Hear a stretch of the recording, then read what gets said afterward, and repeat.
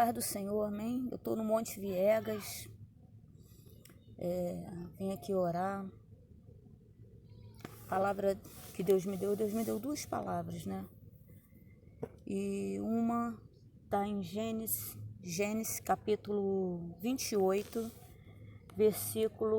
Gênesis capítulo 28, versículo 18. O título é A Coluna de Betel.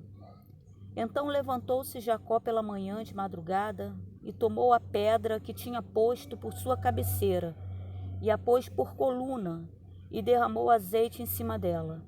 E chamou o nome daquele lugar Betel. O nome, porém, daquela cidade dantes era Luz. E Jacó fez um voto dizendo: se Deus for comigo e me guardar nesta viagem que faço, e me der pão para comer e vestes para vestir, e eu em paz tornar a casa de meu pai, o Senhor será o meu Deus. E esta pedra que tenho posto por coluna será a casa de Deus. E de tudo quanto me deres, certamente te darei o dízimo. A palavra que o Senhor me deu quando eu estava vindo um monte, fala sobre querermos de Deus muito. Nós observamos aqui nessa palavra que Jacó ele faz um voto com Deus e fica bem claro, de tudo que me deres. Então fica claro que não podemos dar nada ao Senhor que antes Deus não possa ter nos dado primeiro.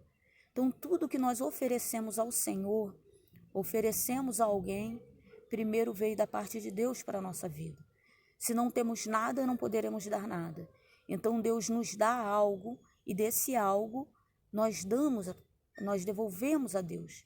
Porque na verdade, quando ele fala te darei, ele está falando te devolverei uma parte do que tu me deu. Darei o dízimo de tudo que tu me deres. E ele fala certamente. Sabe o que ele está falando? Estou fazendo uma aliança com o Senhor. Estou fazendo uma aliança com Deus. Deus me trouxe a lembrança, enquanto eu estava vindo aqui para o Viegas, que eu namorei uma pessoa eu sou ruim muito, eu sou péssima com o tempo, mas eu creio que em torno dos 3, 4 anos, e eu estava sendo muito usada por Deus, e eu caí em fornicação. Ao cair em fornicação, eu vi a minha unção indo embora, e toda vez que eu caía em fornicação, eu chorava muito. Aquilo ali era um prazer muito momentâneo. Sexo dá prazer? Claro que dá prazer. Estaria mentindo que não desse.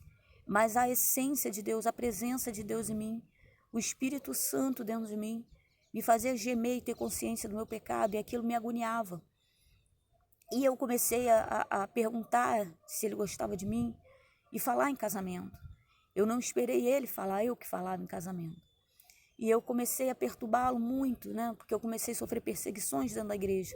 Deus não parou de me usar, porque na verdade eu era completamente apaixonada por Deus. E a minha alma estava gemendo, querendo sair do pecado. E toda vez que eu caí, eu pedia perdão ao Senhor do fundo do meu coração. E Deus me usava. Só que eu comecei a sofrer perseguição dentro da igreja. Fato, para eles, eu estava de engano na casa do Senhor. Mas não havia engano no meu coração. E eu comecei a cobrar desse meu namorado uma aliança. Para mostrar ao pastor e aos irmãos que o que eu estava vivendo não era um conto de fadas, não era uma brincadeira, era algo grande, era uma linda história de amor. E que nós nos casaríamos. E eu comecei a cobrar dele que ele comprasse uma aliança. Durante muitos anos ele não comprou uma aliança, ele tinha condições financeiras de comprar uma aliança boa, grossa, cara. Mas durante muitos anos ele não comprou nada. Até que um dia eu começando a perceber que o que Deus falava comigo era verdade, que ele não queria Deus. Então primeiro, se Deus falou, ele não me quer, o que Deus não queria me dizer é, ele vai te trair, ele não te quer. E eu nessa luta, comecei a perceber que o que Deus falava comigo, comecei a aceitar a vontade do Senhor, porque Deus não me deixou enganada. Eu é que me enganei durante todo esse tempo. Deus sempre falou que ele não me queria. Deus sempre me falou que ele não era o meu varão. Deus sempre me mostrou que não havia amor verdadeiro, havia uma vaidade, né? Eu era mais nova, ele era mais velho, havia uma vaidade. E um dia ele me levou numa loja e ele pegou uma aliança dessas baratinha de lata, que enferruja, que oxida, um cara que tinha condições de me dar o melhor. E ele era tão Deus, sabe, naquela loja, que não houve uma aliança. Ele não queria experimentar nenhuma aliança e não havia uma aliança de lata que coubesse no dedo dele no final das contas. Mas havia uma que cabia no meu dedo.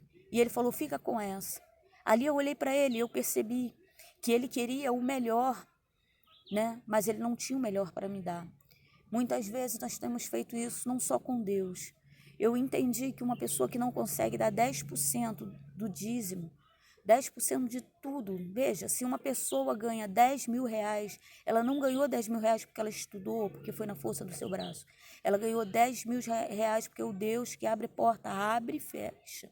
O mesmo Deus que abriu a porta, ele fecha a porta. E por causa da sua misericórdia, nós não somos consumidos.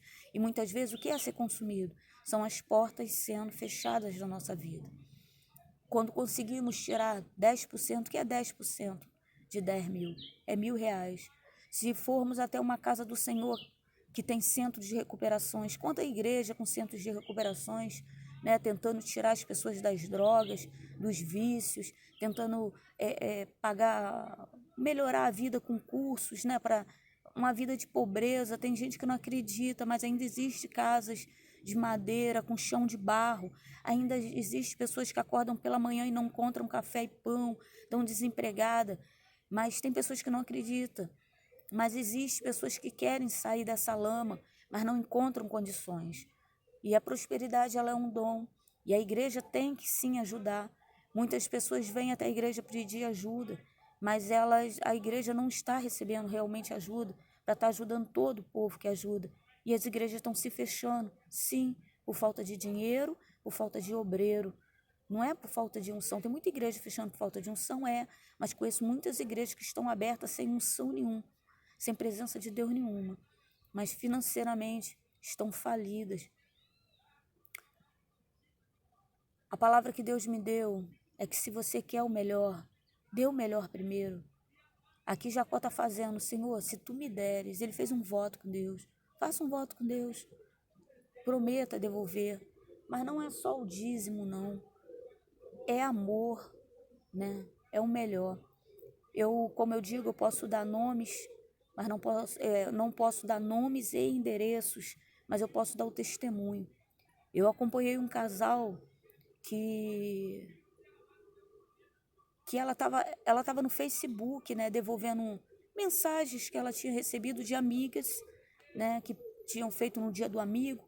Então ela pegou aquele vídeo e ela começou a devolver o carinho que tinham mandado.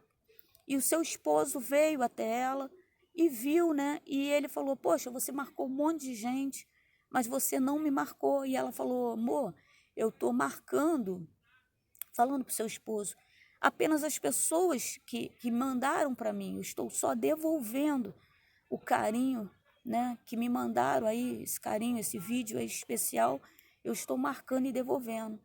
E ele ficou muito chateado. E ela não com intenção, pelo que eu entendi, ela não estava com intenção de feri-lo de maneira nenhuma.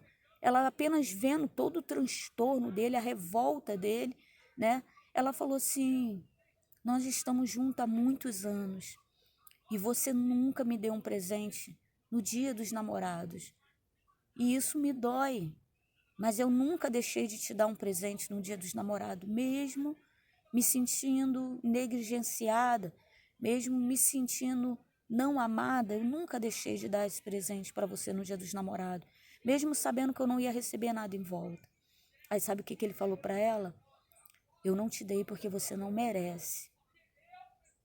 Isso foi igual um soco na vida dela. Mas vamos levar esse testemunho de um casamento.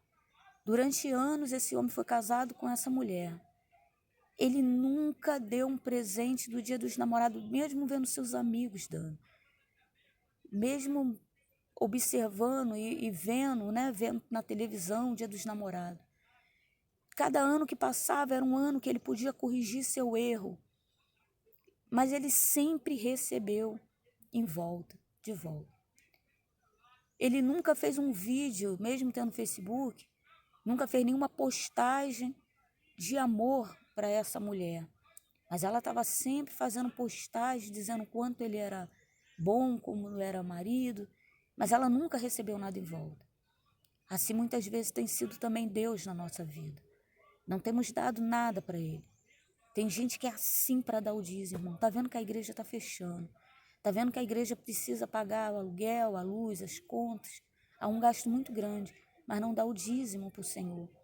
Tem gente que é incapaz de orar, de parar para orar. Tem pessoas que só oram quando dá ruim. Quando dá ruim, elas correm para o monte, correm para a igreja para orar, mas quando sua vida está boa, elas são incapazes de fazer uma oração, de falar, Senhor, muito obrigado. Muito obrigado pelo meu casamento, muito obrigado pela mulher que tu me deste. Muito obrigado por o Senhor ter limpado meu coração. Muito obrigado por o Senhor ter me ajudado a perdoar. Muito obrigado por o Senhor ter me perdoado. Muito obrigado, Senhor.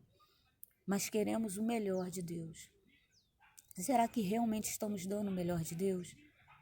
A pergunta que eu te faço hoje, lá em 1 Coríntios, capítulo 11, a passagem da Santa Ceia, Deus tem falado muito ao meu coração. Examine, pois, o homem a si mesmo.